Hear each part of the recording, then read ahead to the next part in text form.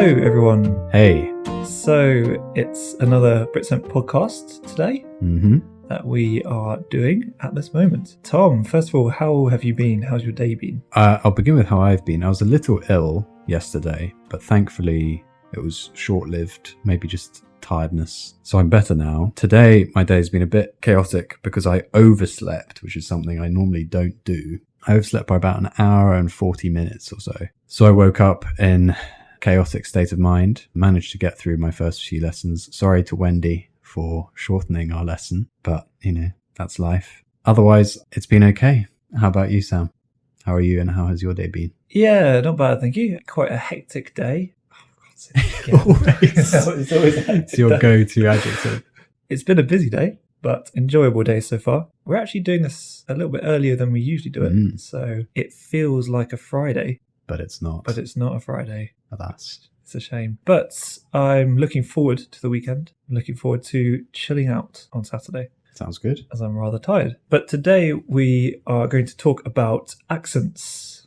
So you might think accents, that's just how people speak, isn't it? But actually accents are really important in the UK because people in other countries might not always realise it, but we actually have a wide variety of accents in the UK. Each region has quite a different accent, I'd say. Yeah, definitely. I think it's similar in Korea from what I've heard. I know definitely there's a difference between a Busan accent and a Seoul accent. Obviously I can't hear that Nor I. because my Korean's nowhere near good enough. But Tom, how many major accents do you think there are in the UK? Oof, that's a tricky question. Major accents. I mean, to be honest, I think there must be, dozens maybe. In terms of major accents. Obviously, the first ones I'd go to in my mind are immediate separation is the Republic of Ireland has its own separate accents. Northern Ireland has its own accents. Yeah. Scotland has its own accents. Wales has its own accents. England has many accents as well. So all of them have a huge number. Do you know the number yourself? I don't know. Okay. But yeah, a lot. I honestly, I wouldn't be able to, I'm not sure I'd be able to count. Because as you say, you can go famously in the UK, you can drive 15 minutes down the road, wherever actually. Yeah. And you can go from village to village and have a completely different accent with the people there. Definitely, yeah. And the reason why I was saying major accents is because there are a lot of small differences even in each region. Yeah. Between accents. So for example, even in London, I'm not an expert on accents in London, but I can tell that there are different accents depending on each part of London. Absolutely. Probably the most famous accent in London is the traditional Cockney accent. How would you describe Cockney? I can actually demonstrate it because my mum was a Cockney. The accent, yeah. Oh. She grew up in the East End of London, so she was a true East Ender, is what they were used to be called. That's less well known now. But her accent has softened over time because there are fewer and fewer pure Cockneys. But basically, the Cockney sounds a bit like this. So she'd say, oh, put the kettle on. And no, I can't do that to your hair because it's too narrow. That would be an example of a kind of Cockney accent. It's a good impression. Thanks. And it's also famous, of course, as it's almost known as having its own language. So Cockney slang, again, used to be a huge thing. Some people talked in a lot of slang. For example, if you don't do your homework, you'll be in deep Barney. Now, Barney meant Barney Rubble, trouble. I didn't know that. Really? So there you go. So Barney Rubble, I think, was a character from some show. Oh, is that from the Flintstones? Is it from the Flintstones? It could be. Is it? Oh, maybe it's not. Could be. I'm not sure. But anyway, that's how Cockney slang works. So you would normally have a name like Barney. So you'll be in deep Barney. And Barney means trouble because it comes from the name Barney Rubble, trouble. Ah, see, I've heard of having a Barney. If you have a Barney. And that's where you have a sort of a fight or a problem. Oh, well, there you go. I think. Having a bit of trouble. Ah. So it makes sense. It's hard to describe it other than maybe more stretched vowel sounds, more arcing vowel sounds. Fight, as opposed to fight. So less clipped. Yeah. Whereas I think the West London accent in certain areas, certainly Northwest London, is much more clipped. It's closer to my accent. That's interesting. Yeah, I know Joe, one of the teachers here, who I'm sure you would have seen in videos, has a Cockney accent when he's speaking to people informally, especially if he has a drink, if he has a few beers, he'll speak. Get stronger and stronger. Definitely, yeah, strong Cockney accent. Shout out to Joe there. Yeah.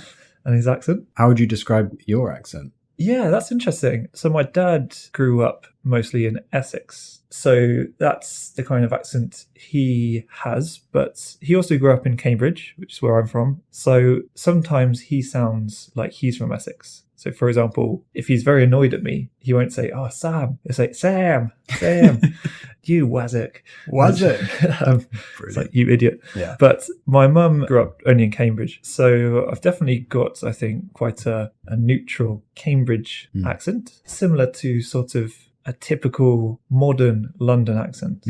So quite clear, I think. I will say that when I'm with certain friends who are from Cambridgeshire, so the rural areas around Cambridge, I do speak a little bit differently. So it becomes a bit more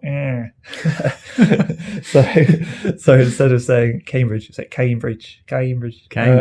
And that kind of thing. And also one traditional Cambridge way of pronouncing a word is instead of saying going, I say gooing. Oh, that's interesting. That's a very Gooing. Traditional way. It's the kind of accent you expect to hear from a farmer. So it's quite a strange accent. But yeah, I think I've definitely got sort of a quite normal, neutral Cambridge or London accent. Yeah, it would be hard to place you, I think. Yeah. To Cambridge. Definitely, yeah. But I'm the same. If I'm spending time with London people, then what often happens, I don't necessarily start talking like, I don't start talking like this or whatever, but I do start to use some of the slang a bit more. So I'll be like, all right, fam, what's good, cuz? Peak. Peak, fam. Long ting. I might not say that.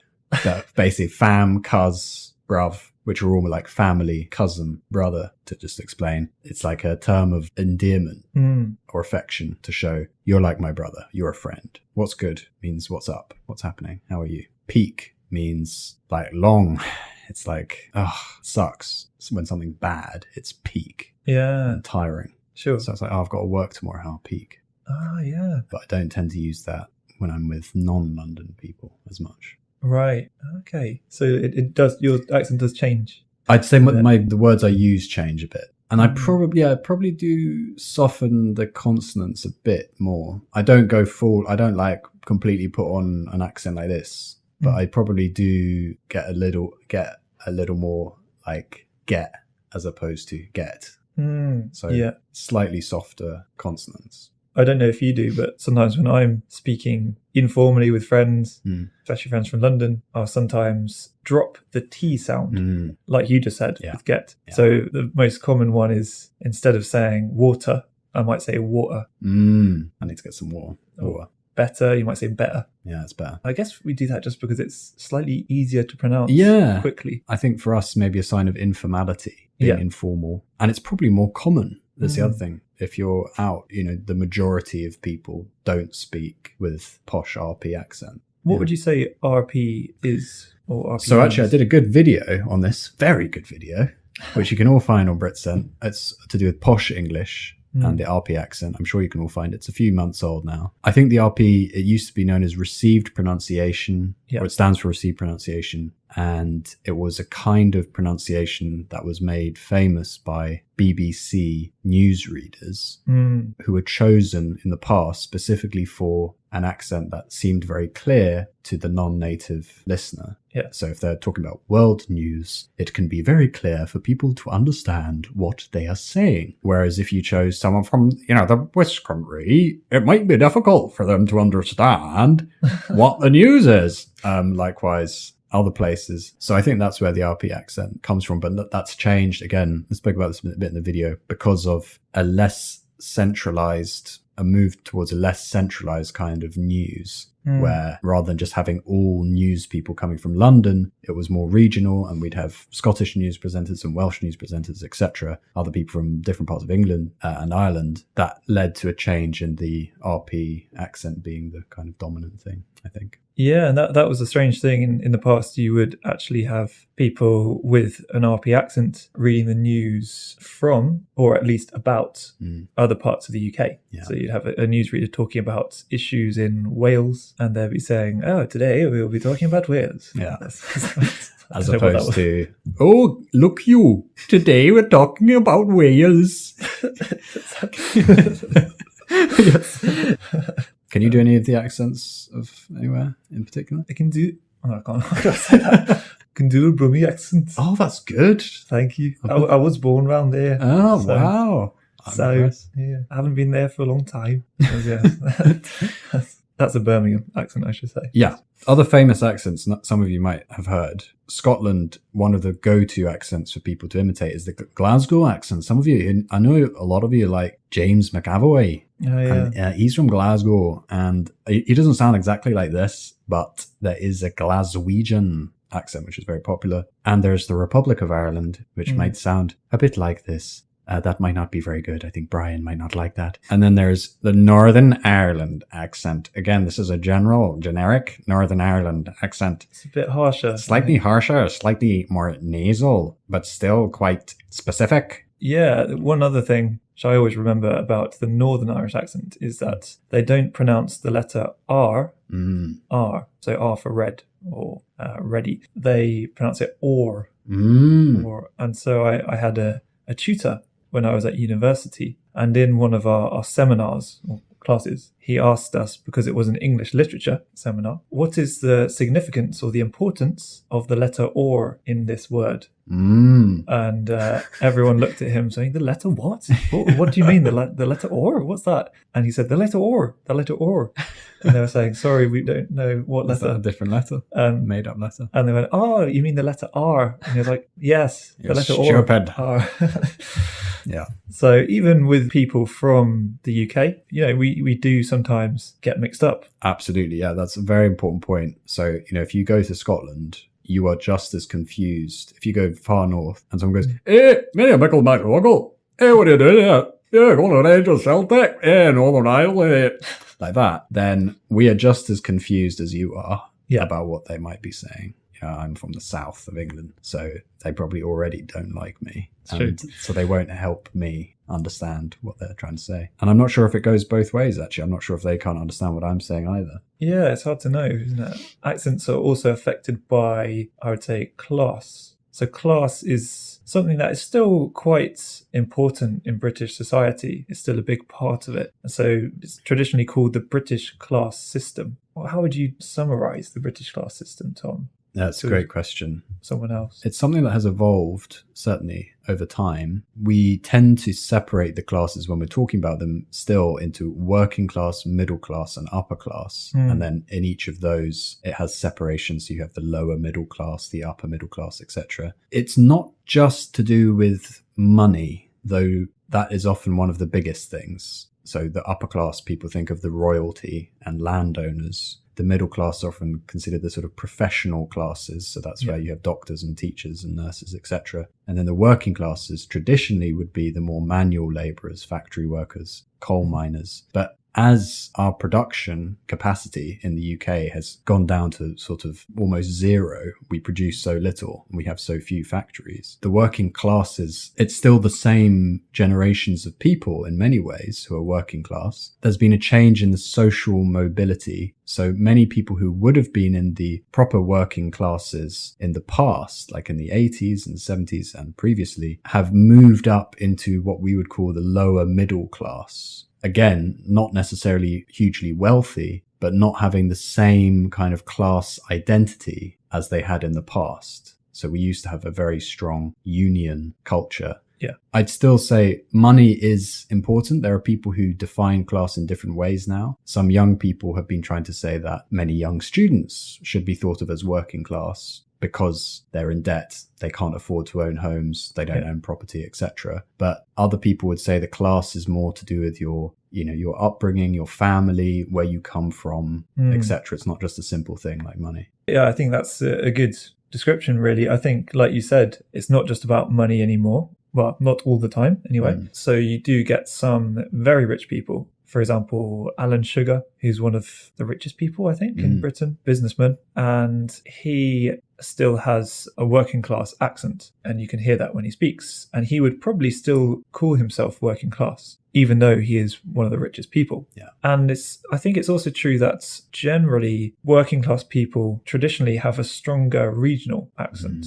Whereas upper class or upper middle class people often have quite, like we said, a posh accent. So you might actually get a very upper class person from Scotland or the north of England who, when he speaks, he sounds like he could be from a rich part of London. Yeah. And I think that's partly because of the culture where upper class people traditionally show that they are higher up in society through the way that they speak. And so I think that's still quite a big issue nowadays, that some people do judge each other based on their accent and how they speak. Sometimes someone might judge another person if they have a very strong regional accent and they use a lot of slang and informal language, and they might think that they are uneducated. That's something that still happens, which is obviously, very bad for people, because it means that they are judged on their accent, not on who they are. And you can also see it quite clearly in politics these days. It actually can go both ways, as we're in an era of identity politics. For example, in the Labour Party, which traditionally has been the party for the working classes, at least in theory, but not necessarily in practice always. For many supporters, the identity of the person who's to lead the party or is to be a major figure in the party is very important. This leads to some people being very aware of their accent and maybe proud of their regional accent when competing with each other. On the other hand, if you look at the Tory party, the Conservative Party, you'll tend to hear many people with very, very similar accents indeed. One other thing that's significant is not just the social status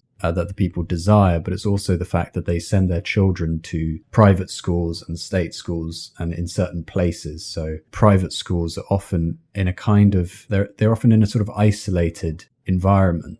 So they're cut off from the area that they're placed in, which means that the accents become a bit more neutral, a bit like an international school. Whereas if you go to state schools, might get more local people attending. Private schools, people all from a similar upper middle social class and upper class attending. So they only hear their own accents and they adopt each other's expressions. So that immediately creates a kind of divide through class in society. Definitely. And I think, like you were saying about politics in general, if we think about the last few prime ministers of this country, so, leaders of this country, then the current one, Boris Johnson, definitely has an upper class accent, a very stereotypical upper class accent. Also, the Prime Minister before, Theresa May, had quite a middle class or upper middle class accent. Yeah. And then the Prime Minister before her, David Cameron, also had an upper class accent. This is a perfect example because of the Conservative Party in particular, having a consistency with this. If you look at Margaret Thatcher,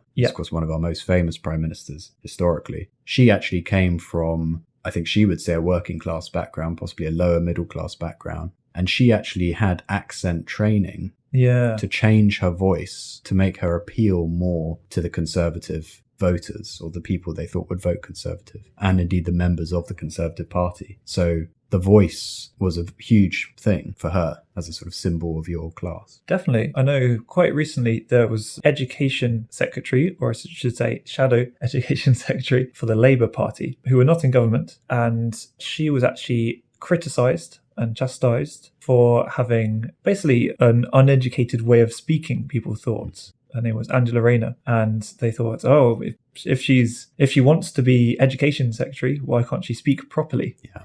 And so, like we were saying, discrimination still happens based on accent in the UK. I wonder if that's similar in other countries. I really don't know. Yeah, it's hard to say. Yeah, I don't know if it's similar in Korea. It'd be interesting to find out. So our phrase of the week is identity politics. Now, this is a concept, and you might be able to guess the meaning from the word identity and the word politics. The reason we have chosen this word is because accents are most certainly related to identity, and identity politics have become one of the major issues in politics. It basically means a politics that focuses on the identity of people, what you look like, where you come from, less so related to your beliefs or your ideas or even the things you say and do. It's more, if you have a certain identity, that means it's a positive thing. And if you have another identity, that's a negative thing. So Sam, if I say identity politics is very important for people these days, does that mean ideas, theories, and policies are very important for people? Or what people look like, where they come from, and their background is more important to people? I think it's definitely what they look like, where they come from, their background. And I'm sure you'll find the same in South Korea, I expect. Judgment based on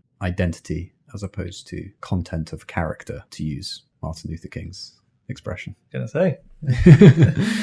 So now it's time for the film review. And the film I watched this week is a film called High Society in English. How appropriate. Yeah, kind of connects to what we talked about. And it's a film that came out in 2018, directed by Byun Hyuk, starring Park Hae-il and Soo Ae. I think that's how you say the names. And in Korean, the name is Sang-yu Sa-ho. Again, sorry, like I always say about my Korean skills.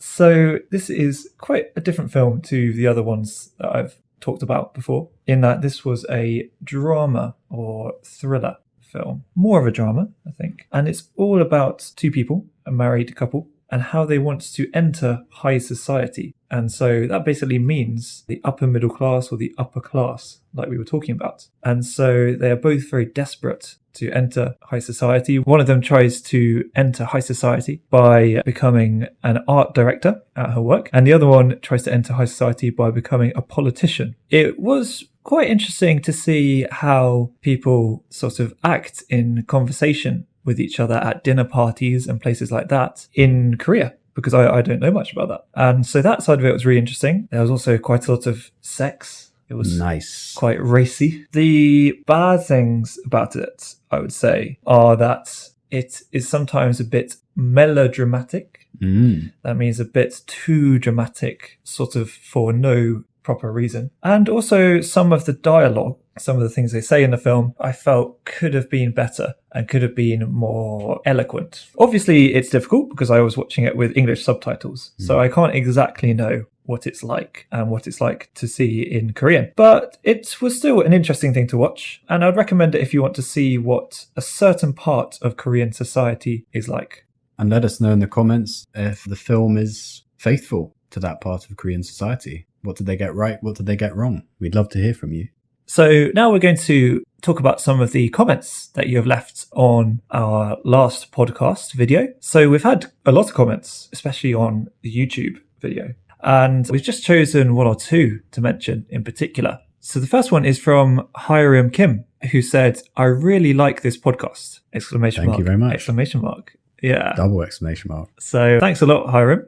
It's very kind. And we also had a comment from Shanti Shanti, who says, this is translated by Google. "I learned well today. Thank you. It's good to talk about people's personalities." I'm glad you think so, Shanti. We agree. We're happy from all of you who said that it's helped you learn. That is the purpose of the podcast. Thank you for listening. Glad it's helped you. And hopefully these will continue to help you. Just one more that we'd like to mention from JJ, who also said that real podcasts are so good. Well, I'm very glad to hear that. I agree. I think that's why we do them, really, because they give you a chance to just hear two people talking. Naturally. Yeah. So we're glad that that's helpful for you guys. Yeah, we thought that would be good. Now we're just going to talk about a few of the words that we mentioned in today's podcast. The first one I'd like to talk about is the word chastise. Now, chastise is a verb, and it basically means to express that you are annoyed or unhappy with someone.